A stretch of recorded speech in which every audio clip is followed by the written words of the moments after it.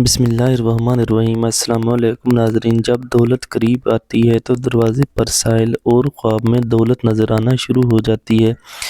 کھانا کھاتے ہوئے اور نیند میں اگر چھینک آ جائے تو سمجھ جاؤ آپ دولت مند ہونے والے ہو۔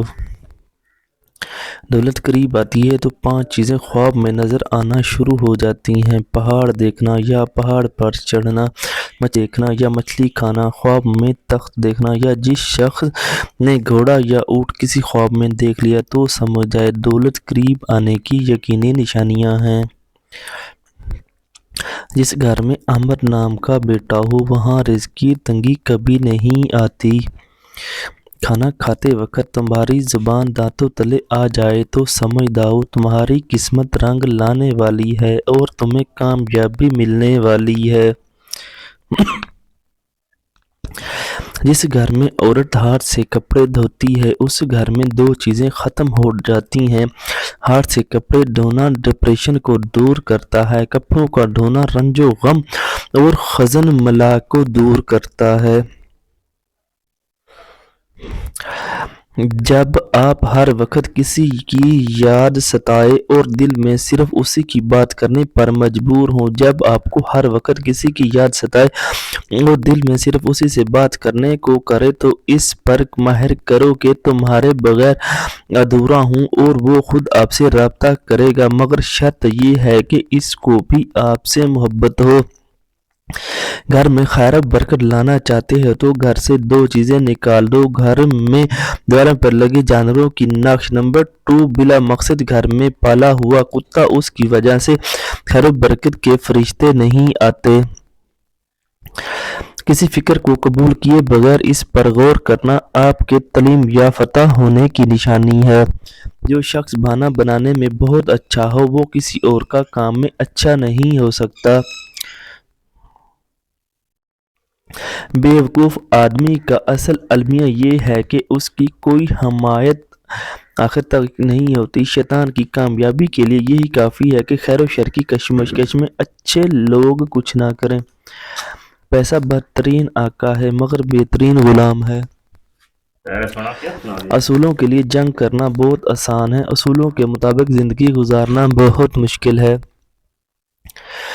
اعلیٰ اخلاق سطح اکثر 2 قسم کے لوگوں میں پیدا ہوتی ہے، وہ لوگ جن کی تربیت بہت اعلیٰ ہو یا وہ لوگ جن کا مقصد حیات بہت اعلیٰ ہو۔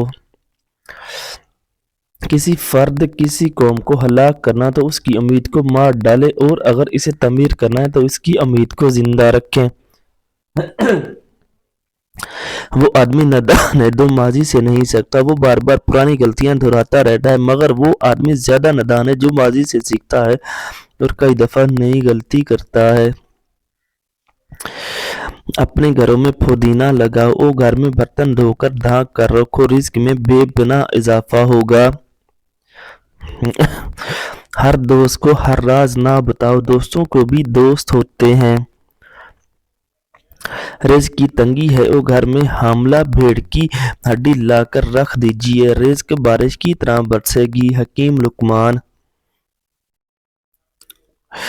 امام علی رضی اللہ تعالیٰ عنہ کی خدمت میں ایک مرد عورت کو لے کر حاضر ہوا اور کہنے لگا، یا علی رضی اللہ تعالیٰ عنہ، میں نے اپنی بیوی کی شادی کی رات بات کی اور پھر اس کو طلاق دینا چاہتا ہوں۔ بس جیسے ہی شخص نے یہ کہا امام علی رضی اللہ تعالیٰ عنہ نے اس شخص ایسی عورت کو کوئی حد نہیں ہے جس کا مرد کہے کہ میں نے اس کو باقرہ نہیں بنایا، یا اس عورت پر الزام لگا کر طلاق دینا، بدنام کرنا تمہارے کے لیے بڑا عذاب ٹھہرے گا۔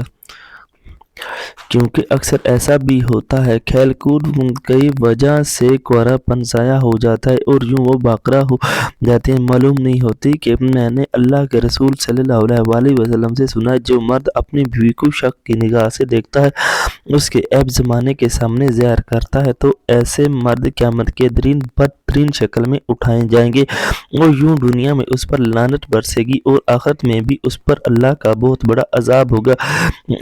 حضرت ابو ذر رضی اللہ تعالیٰ عنہ بیان کرتا ہے، نبی کریم صلی اللہ علیہ وآلہ وسلم نے یہ روایت کیا، اللہ تعالیٰ نے فرمایا،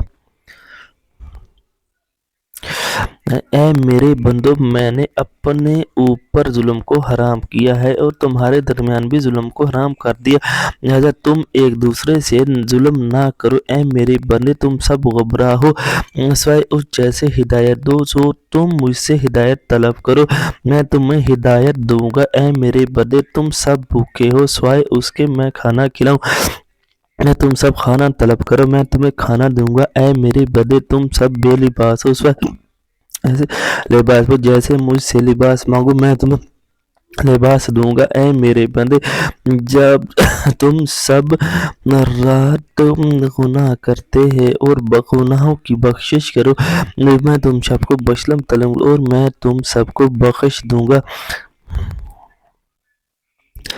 اے میرے بندے جی، اے میرے بندے، تم کسی نقصان کے مالک نہیں ہو کہ مجھے پہنچا سکو، میں تمہیں کسی نفع کے مالک نہیں بلکہ نفع پہنچا سکوں۔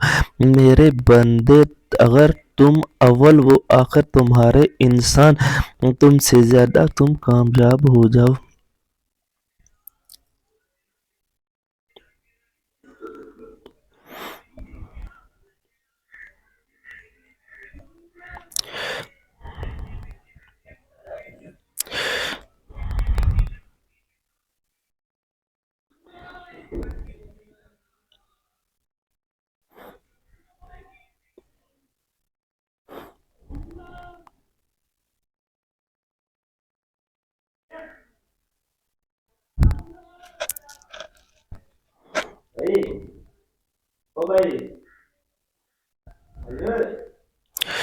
سوتے وقت اگر آپ کو جھٹنے لگ جائے اندر، تو آپ ان تین چیزوں میں سے کسی کا حملہ ہے، کالا جادو، کسی برے شیطان کا سایہ، یا پھر آپ ہر وقت کسی خوف میں مبتلا رہتے ہو۔